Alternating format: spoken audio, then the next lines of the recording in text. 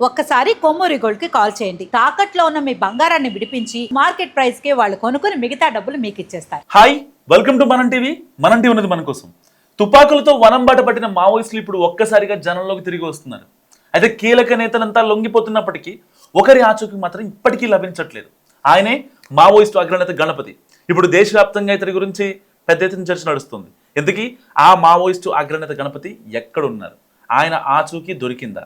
గణపతి గురించి ఆయన సొంత ఊరు బీర్పూర్ గ్రామస్తులు ఏమనుకుంటున్నారు? సో ఇప్పుడు తెలుసుకునే ప్రయత్నం చేద్దాం. ఆచూకీపై సందిగ్ధత నెలకొంది. మావోయిస్ట్ పార్టీ అగ్రనేత ముప్పాళ్ళ లక్ష్మణ్ రావు అలియాస్ గణపతి ఆచూకీపై సందిగ్ధం వీడట్లేదు. బాబు ఉద్యమం చరమాంకంలో ఉండి అగ్రనేతలందరూ ప్రభుత్వానికి లొంగుతున్న తరుణంలో లక్ష్మణ్ రావు ఎక్కడ ఉన్నారన్నది ఇప్పుడు చర్చనీయాంశంగా మారింది. ఒకవైపు వృద్ధాప్యం, మరోవైపు అనారోగ్యం కారణంగానే 2016లోనే సారథ్యాన్ని వదిలేసి వేరే వారికి బాధ్యతలు అప్పచెప్పిన గణపతి అప్పటి నుంచి దండకారణ్యంలోనే ఉండిపోయారు. ఛత్తీస్గఢ్లోని అబూజ్మడ్ అడవుల్లోనే ఉంటూ అందరికీ దిశానిర్దేశం చేస్తూ వచ్చారు. ఆపరేషన్ కగార్ పేరుతో కేంద్ర బలగాలు చేపట్టిన కూంబింగ్లో అగ్రనేతలు ఎన్కౌంటర్లో చనిపోవడం, మరికొందరు లొంగిపోవడం జరిగింది. అయితే ఇప్పుడు గణపతి జాడ మాత్రం ఇప్పటి వరకు తెలియరాలేదు.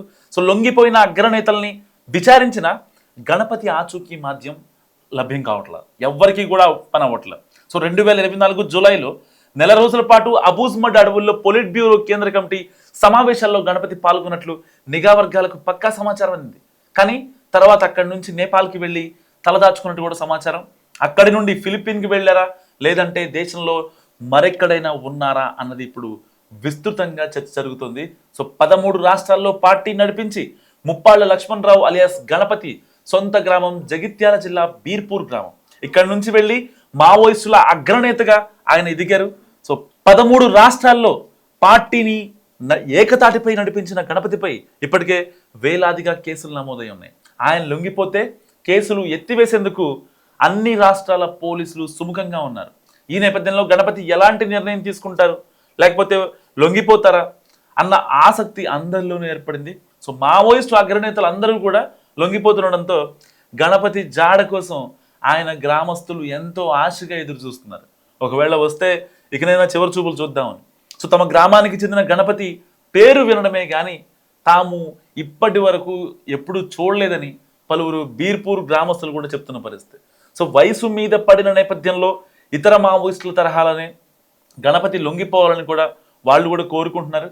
సో స్వగ్రామానికి వచ్చి మిగిలిన జీవితాన్నైనా కుటుంబ సభ్యులు, బంధువులతో హాయిగా జీవించాలని వాళ్ళంతా సూచిస్తున్న పరిస్థితి. మరి గణపతి ఏ నిర్ణయం తీసుకుంటారో చూడాలి. సో గణపతి లొంగిపోతాడా లేదా? ఎందుకంటే హిడ్మా చనిపోయాడు, దేవ్జీ, బర్సిదేవా ఇలాంటి వాళ్ళు మొత్తం లొంగిపోయిన పరిస్థితి. మరి ఇలాంటి నేపథ్యంలో ఒక రకంగా చూసుకుంటే 2200 మంది మావోయిస్టులు పోలీసుల సమక్షంలో, ఎస్ఐబి టీం సమక్షంలో వాళ్ళందరూ లొంగిపోయినటువంటి పరిస్థితి. సో దాని తర్వాత కొన్ని కాన్సిక్వెన్సెస్ చూసాం. కొంతమందిని తీసుకెళ్లి ఎన్కౌంటర్ చేశారు. లేదు మాట విన్న వాళ్ళని మాత్రం వాళ్ళు డైరెక్ట్గా అఫీషియల్గా వాళ్ళకి ఏదో తులమ బలమో ఇచ్చి వాళ్ళని కొంచెం ఫ్యామిలీతో ఉండమని చెప్పారు. సో ఇలాంటి కాన్సిక్వెన్సెస్లో చాలామంది మావోయిస్టులు ఇప్పుడు గడ్చిరోలి కావచ్చు, లేకపోతే మారేడుమిల్లి అటవీ ప్రాంతాల్లో ఉండే తెలుగు మావోయిస్టులు ఎవరైతే ఉంటారో, తెలుగు స్టేట్స్కి సంబంధించిన వాళ్ళు మొత్తం కంప్లీట్గా వచ్చేసారు. ఒక రకంగా చరమాంకం పలికిందని చెప్పుకోవచ్చు. సో ఎట్టి పరిస్థితుల్లో ఇప్పుడు మావోయిజం అనేది తెలుగు రాష్ట్రాల్లోని అడవుల్లో అసలు లేదు. ఇంకా ఆల్మోస్ట్ అందరూ పెద్ద పెద్ద నాయకులు మొత్తం అగ్రనేతలంతా టీమ్ ఆపరేషన్స్ హెడ్గా ఉండేవాళ్ళు, లైక్ హిడ్మా లాంటి వాళ్ళు అందరూ మొత్తం ఆ చెల్లచెదరైపోయారు. సో ఇప్పుడు రాజు లేని సేన చిన్న భిన్నం అయిపోద్ది కదా. ఆబ్వియస్లీ వాళ్ళని గైడ్ చేయడం కావచ్చు, లేకపోతే మీరు ఈ పని చేయాలి. సో మన టార్గెట్ ఆ పొలిటీషియన్, మన టార్గెట్ ఆ కాంట్రాక్టర్, లేకపోతే మన టార్గెట్ ఆ స్మగ్లర్. సో ఇలాంటివి ఉంటాయి ఇప్పుడు దాకా మావోయిస్టులకి. పైనుంచి వాళ్ళకి ఆదేశం వస్తుంది. ఒక మావోయిస్ట్ నిక్ నేమ్తో ఒక లేఖ రిలీజ్ చేస్తారు మావోయిస్టులు. దాని తర్వాత వాళ్ళు టార్గెట్ ఏంటనేది ఫిక్స్ చేసుకుంటారు. దాన్ని బట్టి ఒక రెక్కి నిర్వహించి బయట నుంచి పలానా ప్లేస్లో వీళ్ళు వెళ్తున్నారు అని చెప్పి మావోయిస్టులకు ఒక అథెంటిక్ ఇన్ఫర్మేషన్ వచ్చిన తర్వాత మాత్రమే వీళ్ళు గన్ ఫైర్ చేస్తారు. లేదంటే పొరపాటును కూడా గన్ను పేలదు. అడవిలో గన్ను పేలిందా మనిషి చనిపోయినట్టే.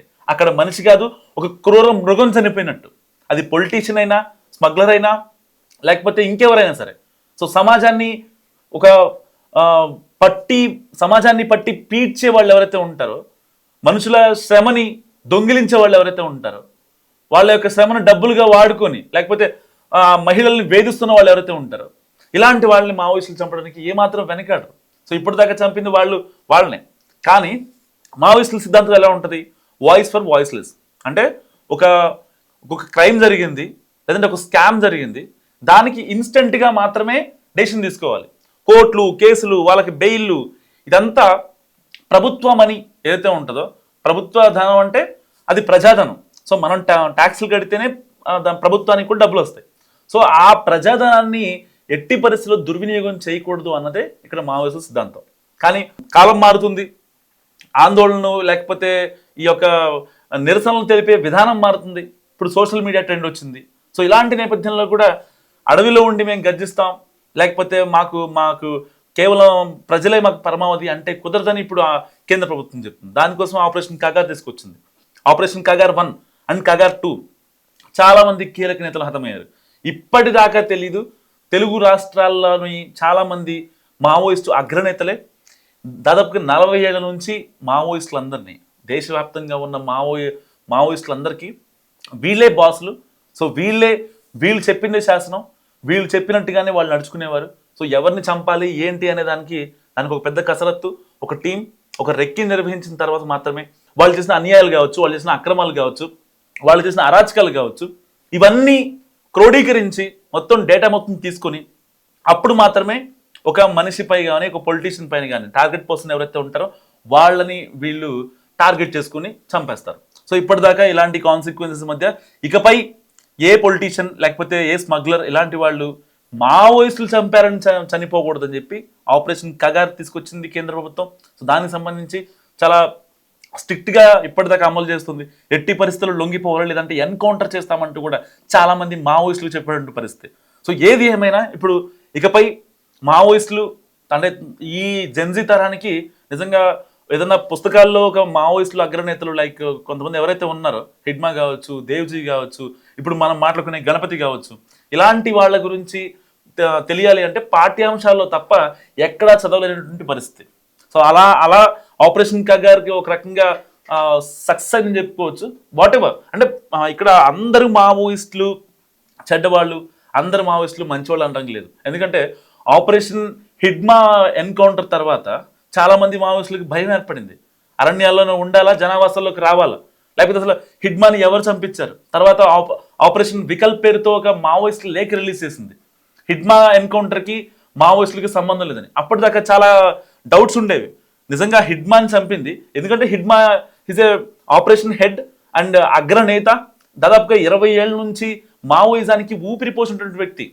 ఎక్కడ మావోయిజం 2025 తర్వాత చనిపోద్దాం అని చెప్పి చాలా మంది యువతని తనకి నచ్చిన యువత ఎవరైతే ఉంటారో వాళ్ళని మ్యాన్పులేట్ చేసి, వాళ్ళని ఇన్ఫ్లుయెన్స్ చేసి ప్రజల కోసం మనం బతకాలి, మనం ఇప్పుడు పట్టుకోవాల్సింది పెన్ను కాదు గన్ను అని చెప్పి చాలా మంది యువతను ప్రేరేపించినటువంటి వ్యక్తి నిజంగా ఆపరేషన్ హిడ్మాలో ఆయన చనిపోయాడు. అతని పేరే హిడ్మా. సో అతను ఛత్తీస్గఢ్లోని గడ్చిరోలి జిల్లాలో ఉండేవాడు. అతను చనిపోయిన తర్వాత అతని అంత్యక్రియలకు కూడా ఎవరైతే ఈ యొక్క కేంద్ర కమిటీ సభ్యులు ఉంటారు 40 మంది, ఆ 40 మంది తన అంత్యక్రియలకు వచ్చారు. అయినా సరే పోలీసులు పట్టించుకోలేదు. పట్టించుకోవడం మీన్స్ వాళ్ళు చాలా వింత ఆకారాల్లో లేకపోతే ఎవరికి తెలియకుండా ముసుగుల్లో వస్తారు. కానీ ఆ రోజు వచ్చారు. ఆ రోజు వచ్చినా సరే అంతమంది పోలీసుల మధ్య అంత ఘనంగా హిడ్మా అంత్యక్రియలు ఒక పక్క జరుగుతూ ఉంటే కనీసం ఏ మావోయిస్ట్ని, ఏ అగ్రనేతని కూడా పోలీసులు పట్టుకోలేకపోయారు. సో ఇప్పుడు మళ్ళీ వాళ్ళే ఆహ్వానిస్తున్నారు ఏమని, ఎట్టి పరిస్థితుల్లో మీరు లొంగిపోవాలి అని చెప్పి. సో ఇలాంటి కాన్సిక్వెన్సెస్ ఎన్నో కాన్సిక్వెన్సెస్. ఒక రకంగా తెలుగు రాష్ట్రాల్లో, ఇండియాలోనే మావోయిజం చచ్చిపోయింది. I'm repeating 1 more second, Maoism చచ్చిపోయింది. కానీ గణపతి మాత్రం దొరకలేదు. దొరకడా మీరేమనుకుంటున్నారు మస్తు కామెంట్ చేయండి. చూస్తూనే ఉండండి మనం టీవీ.